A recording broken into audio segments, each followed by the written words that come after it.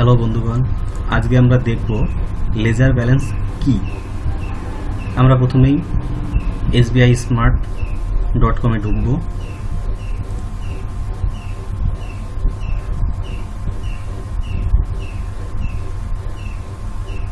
আমরা ঢুকে যাব ট্রেড লগইনে।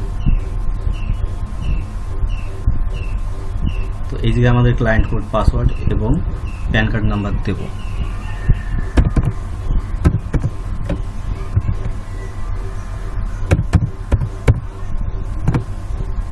প্যান কার্ড নাম্বার অবশ্যই বড় হাতের।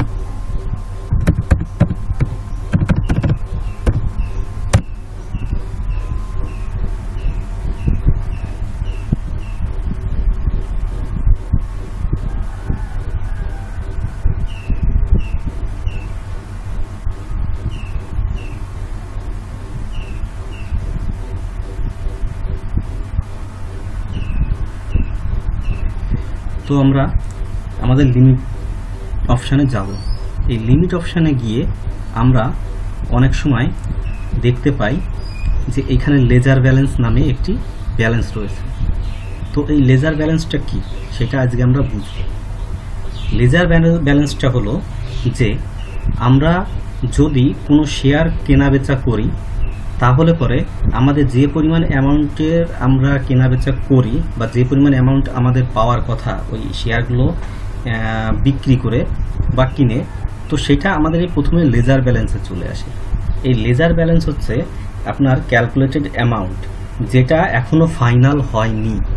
ধরুন আপনি 1 লক্ষ টাকার শেয়ার বিক্রি করেছেন এবং তার সঙ্গে যাবতীয় ট্যাক্স সমস্ত কিছু কাটার পরে এখানে আপনাকে দেখাচ্ছে 95,000 টাকা।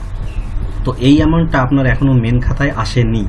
এই টাকাটা আপনি ব্যবহার করতে পারবেন, কিন্তু এই লেজার ব্যালেন্সে থাকাকালীন আপনি করতে পারবেন না, সেটা আপনার মেন অ্যাকাউন্টে আসবে তারপরে। এই লেজার ব্যালেন্সটা সাধারণত 2টো ওয়ার্কিং ডে প্রয়োজন পড়ে এই ব্যালেন্সটাকে আপনার মেন অ্যাকাউন্টে ক্রেডিট করানোর জন্য। তো এই 2 দিন আগে আপনাকে ওই টাকাটা আপনার লেজার ব্যালেন্সেই দেখাবে এবং সেটা ফাইনাল সেটেলমেন্ট হওয়ার আগে পর্যন্ত আপনার এই জায়গাটাতেই থাকবে। এটা হতে পারে যে এখানে ধরুন আপনার 95,000 টাকা দেখাচ্ছে, কিন্তু আপনার মেন অ্যাকাউন্টে ক্রেডিট হলো 94,950 টাকা অথবা তার থেকেও কিছু বেশি, এইরকমটা হতে পারে। তবে সাধারণত এইখানে যে ব্যালেন্সটা দেখায় সেই ব্যালেন্সটাই আপনি পেয়ে যান। তবে ওইটা হতে পারে যে এখান থেকে কিছু টাকা পয়সা হয়তো আপনার কম বা বেশি হতে পারে।